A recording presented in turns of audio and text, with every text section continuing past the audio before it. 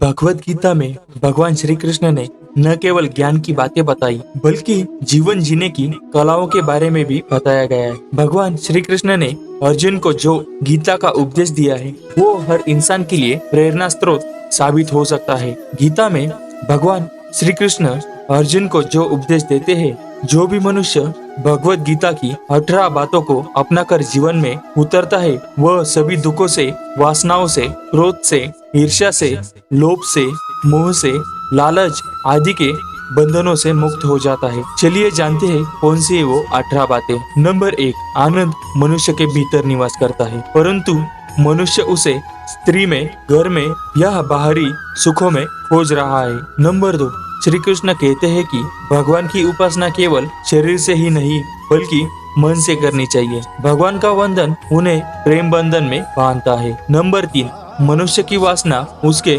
पुनर्जन्म का कारण होती है। नंबर 4, इंद्रियों के अधीन होने से मनुष्य के जीवन में विकार और परेशानियां आती है। नंबर 5, संयम यानी धैर्य, सदाचार, स्नेह और सेवा जैसे गुण सत्संग के बिना नहीं आते।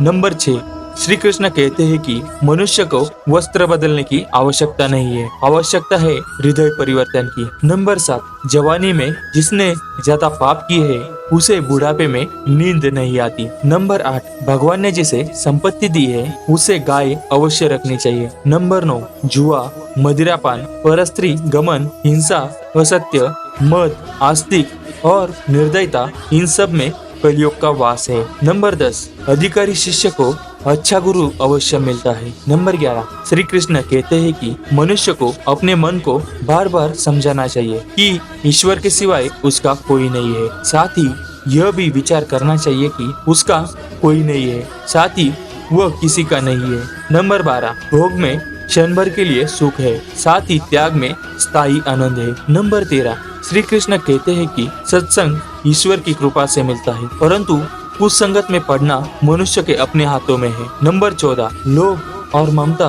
पाप के माता पिता है, साथ ही लोभ पाप का बाप है। नंबर 15, श्री कृष्ण कहते हैं कि स्त्री का धर्म है कि रोज तुलसी और पार्वती का पूजन करे। नंबर 16, मनुष्य को अपने मन और बुद्धि पर विश्वास नहीं करना चाहिए क्योंकि ये बार बार मनुष्य को दगा देते हैं। खुद को निर्दोष मानना बहुत बड़ा दोष है। नंबर 17, यदि पति पत्नी पवित्र जीवन बिताए तो भगवान पुत्र के रूप में उनके घर आने की इच्छा रखते हैं। नंबर 18, भगवान इन सभी कसौटियों पर कसकर जांच परख कर ही मनुष्य को अपनाते हैं।